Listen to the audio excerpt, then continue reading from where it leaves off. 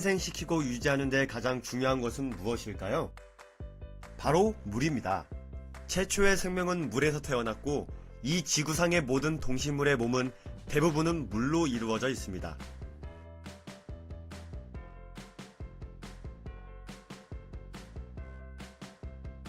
우리 인간의 몸도 이 지구도 70% 이상이 물입니다.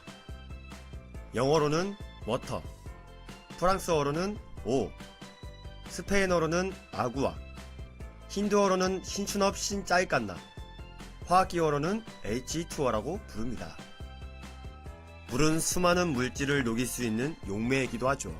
물 분자는 수소 원자 2개와 산소 원자 1개로 이루어져 있어 액체 상태로 존재합니다.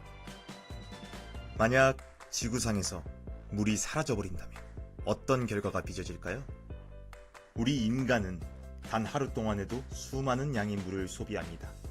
얼굴과 몸을 씻는 데에도 물을 사용하고 단 한 잔의 커피를 마실 때에도 심지어 용변을 보고 나서도 물을 소비하죠. 말 그대로 물 쓰듯 물을 쓰고 나면 그렇게 쓰고 버린 물이 쓰레기 폐기되듯 폐기되어 버려진다면 얼마 지나지 않아 물은 이 지구상에서 바닥이 날 것입니다.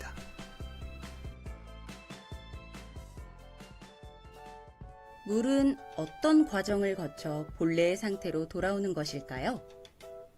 지금 강을 생각하고 바다, 비나 눈을 생각하시나요? 잠시 물이 떠나는 여행에 대해서 생각해 보겠습니다. 물은 한순간도 가만히 있지 않습니다. 기온이 높은 날이면 공기 중으로 증발하죠. 증발된 물은 더 이상 액체가 아닌 기체의 상태로 허공을 떠돕니다. 공기 중에서 떠돌다가 이슬이나 서리와 같은 형태로 다시 맺혀 물이 되기도 합니다. 때로는 공기를 타고 더 높이 올라가 구름이 됩니다.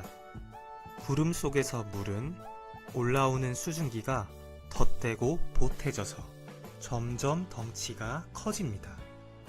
그렇게 구름 속에서 무거워지면 지구의 중력을 이기지 못하고 땅으로 떨어집니다.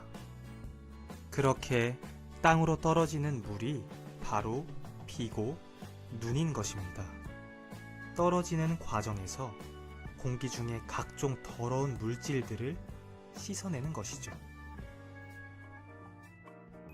물은 그렇게 지구 곳곳에 떨어집니다. 땅으로 스며든 물은 나무 뿌리가 빨아들어 줄기를 따라 이파리와 꽃, 열매를 피우고 맺히게 합니다. 땅 속에서 흘러 샘물로 솟아오르기도 합니다.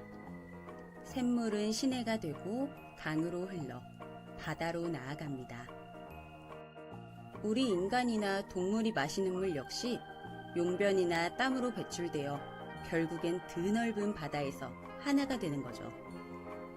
하나가 되는 동시에 증발하여 구름이 되고 비나 눈이 되어 땅에 떨어지는 동시에 샘물로 흐르고 꽃을 피우고 제 목마름을 채워주고 강으로 바다로 흐르고 출렁이는 것입니다. 우리는 여행이라도 가려고 하면 아무리 저렴한 항공기 티켓을 산다 해도 비용이 발생합니다. 그런데 물이 떠나는 여행은 공짜일까요? 그렇지 않습니다. 물도 여행을 떠나는 데에는 비용이 발생합니다.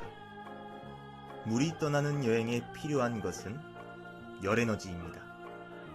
열이 모여 온도가 올라가야 수증기가 되어 공중으로 떠오르고 구름이 된다는 얘기죠.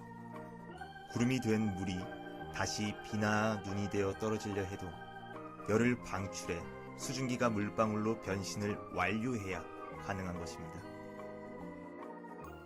더구나 인간의 활동으로 또 다른 화학물질이 섞인 물은 정화라는 과정을 인위적으로 거쳐야 생명의 에너지원으로 그 기능을 충실히 수행할 수 있는 것입니다. 그 물이 여행을 마치고 본래의 깨끗한 모습으로 돌아오기까지 시간이 걸린다면 우리 인간은 물 부족으로 어려움을 겪을 수밖에 없는 것입니다.